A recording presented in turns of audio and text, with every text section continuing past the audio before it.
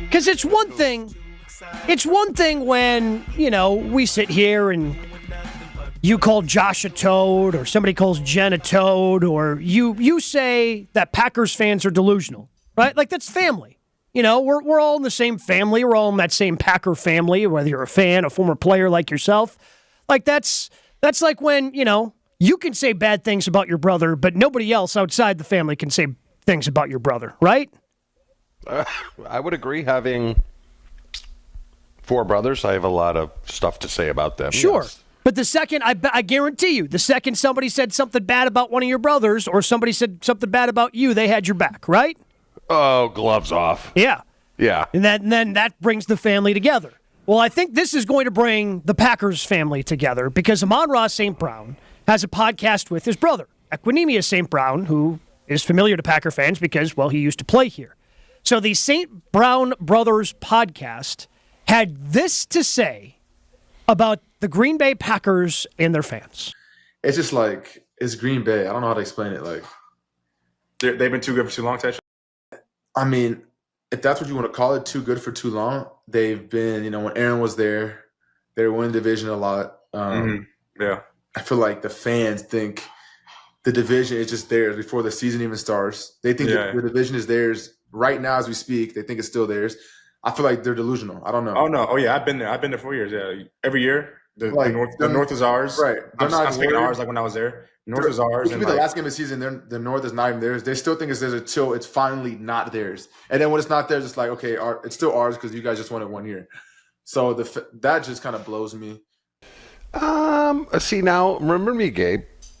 I mean, my nickname should be Consistency Chew. Yeah, okay. CC. Right? Yeah, I mean, yes, your name should be CC.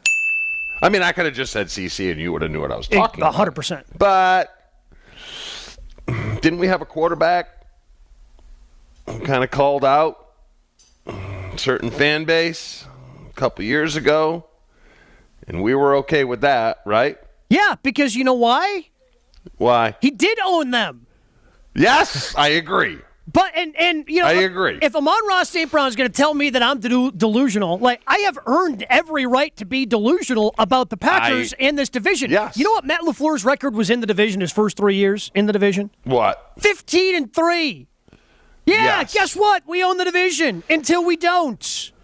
Yes. And look, the Lions, they won the division last year. I can't take that away. They lead the division this year.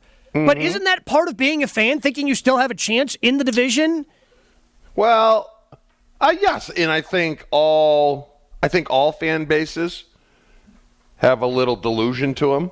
Okay. Would you agree with that? Yeah, of course. I mean, you listen to Bears radio, Gabe. You listen to Bears radio at the start of every year. Yeah. Super Bowl, here we go. Definitely making playoffs. I'd call Lions fans delusional, but they finally started coming out of the woodwork the last 2 years. I don't know where they were the previous 30, but they finally started coming out of the woodworks now that they're good. Yeah. You know what, though? What if he said, well, they have kind of a right to be delusional because over the last 30 years, they've won the division an awful lot. So they are. I agree with you. They've earned that right. Yes, I have earned that right. He probably said it for a couple different reasons. A, he doesn't have, probably not coming back to Lambeau Field this year. Would you agree with that? Correct. And the other game is on the road. Mm-hmm. And then you have his brother, who's probably poking the bear a little bit, because I'm sure he wasn't happy on his short career here in Green Bay. So, delusional, yes, but I don't have anything wrong with delusional when it comes to the Detroit Lions, because you know what? They're going to win for a couple years, and then they're going to go back to the back of the NFC North, right? This isn't sustainable. This isn't, because Chicago, Gabe, had that little blip, right? Mm-hmm. With Sexy Rexy. Yes, they did. They had that little blip. I still don't think they were very good, but they had that little blip, and then what do? They revert back to garbage. So that's all this is. Was I offended? I don't know. Joshy is the resident frog. Were you offended? Not necessarily. I just think it's like, he doesn't understand the history. He hasn't been around long enough. Yeah. He doesn't understand. Like, it's a guy talking out of a side of his mouth where he doesn't. All he knows is the line since he's been there, and when he first got there, they were still bad. Yeah. And now he's like, yeah, we're on top. So, I mean, enjoy it up there, I suppose.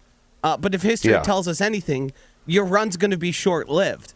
It is weird to make it like a anti-Packers fans. I guess that's the team they view as their biggest competition. So that's kind of what he's deciding to talk about. Like, I mean, he wore the Green Bay Sucks hoodie, which spelled Green Bay in one word, and then he went on his podcast and was like, actually, that was good and on purpose.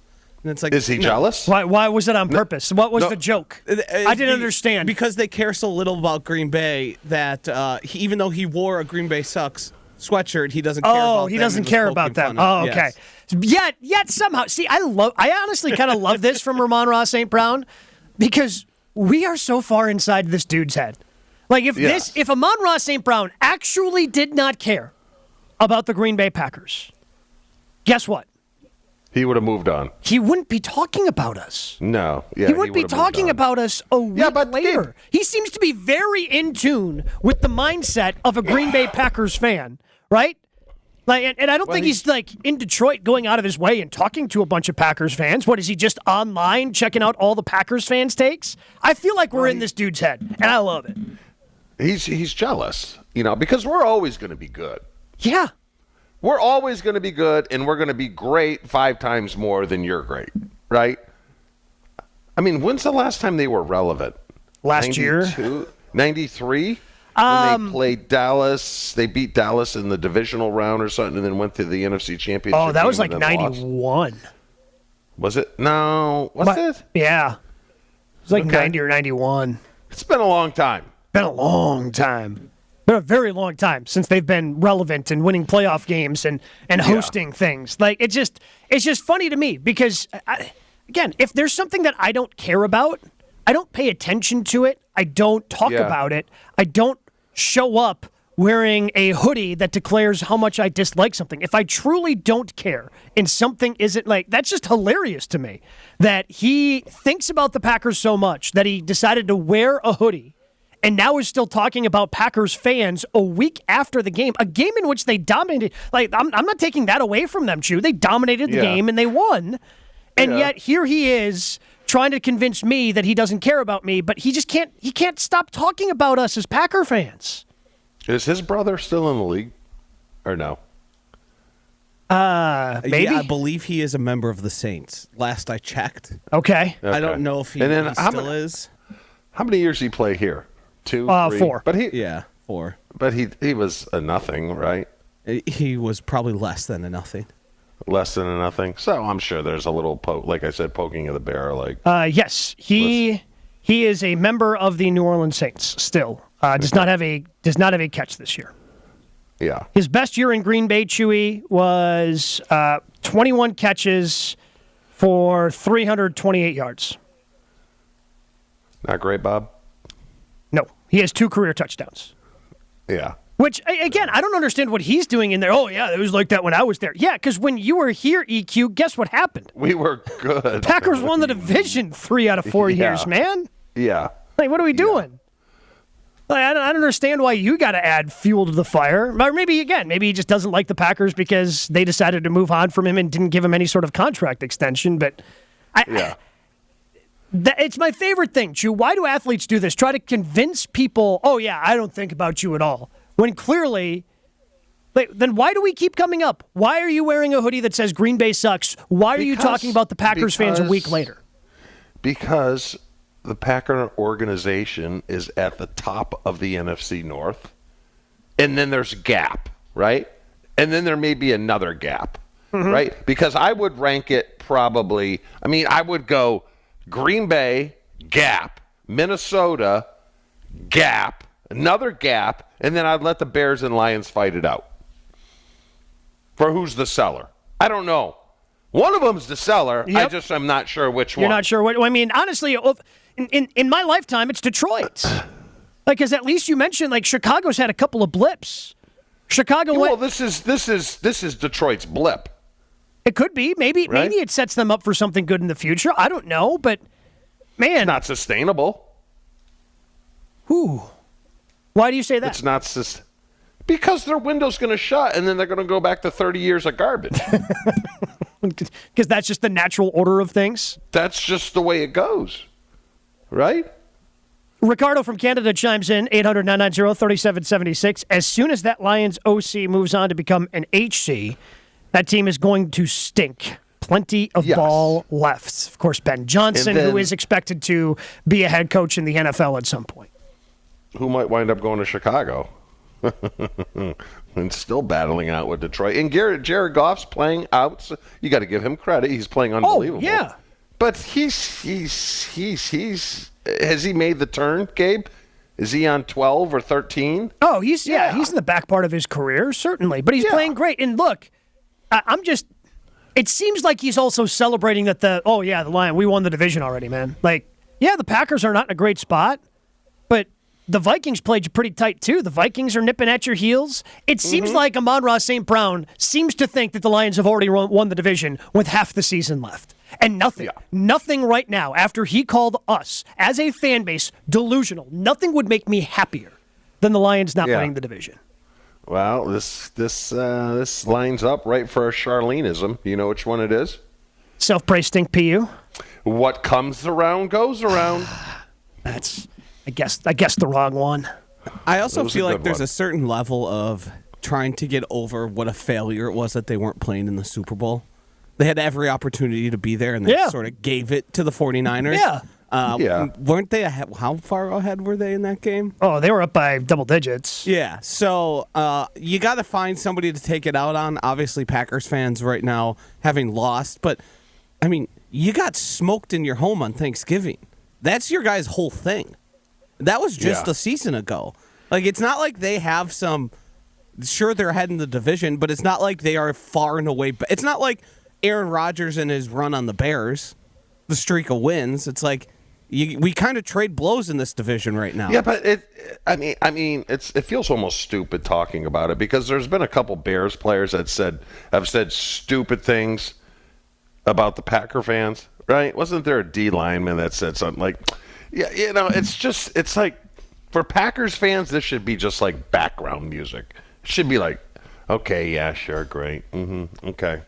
Let's compare records 10 years from now and see where you're at. We know where we're going to be at, right? We're going to be competitive every year.